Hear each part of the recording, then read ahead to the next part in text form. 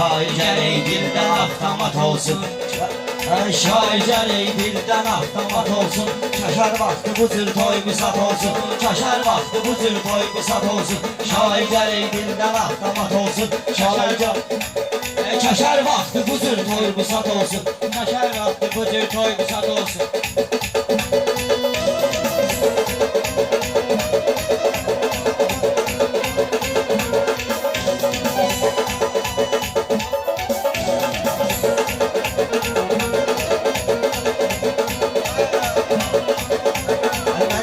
Sənətdən alınları, eyləyərəm cılsın yoxsunları. Mənim özüm öyrədəcəm bunları. Həftədə hər bazar təlimat olsun. Həftədə hər bazar təlimat olsun. Şair gərək dildə avtomat olsun.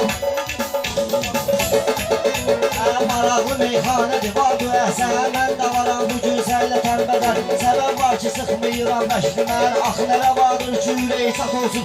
Ax nələ vardır ki, üreyzat olsun. Şair gərək dildən avtomat olsun. Şair gərək dildən avtomat olsun.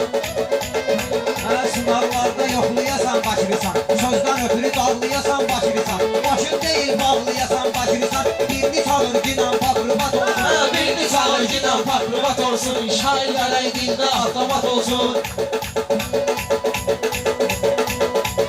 Sənlə fikirləşmə yoxdur getmişim.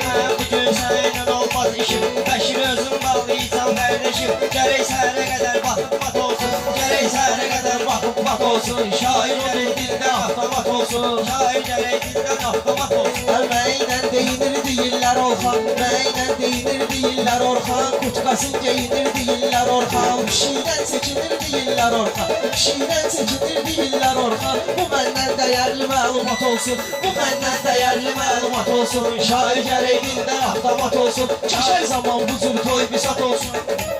Teymur özünü tollacıdan bir yana. Teymur özünü tollacıdan bir yana.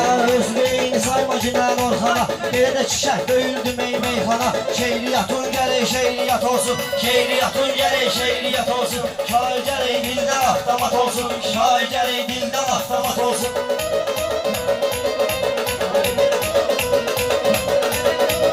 Belə deyim ki sənə yaradım mərhələ deyim ki sənə məcbur eləmə elə deyim ki sənə sən bütün sümüklərin çat olsun. Sən bütün sümüklərin çat olsun. Gərək şair gərək dildə avtomat olsun. Dostlar ilə gülməsən, var dedi ortaqlar ilə bölməsən. Orada əgər adam tapa bilməsən, TikTok'a gir orada cəmaat olsun. TikTok'a gir orada cəmaat olsun. Mən verərəm canva istirabları. Lap çürüdüm bugün haqq hesabları. Bunu aparın yusun eləsin dabları.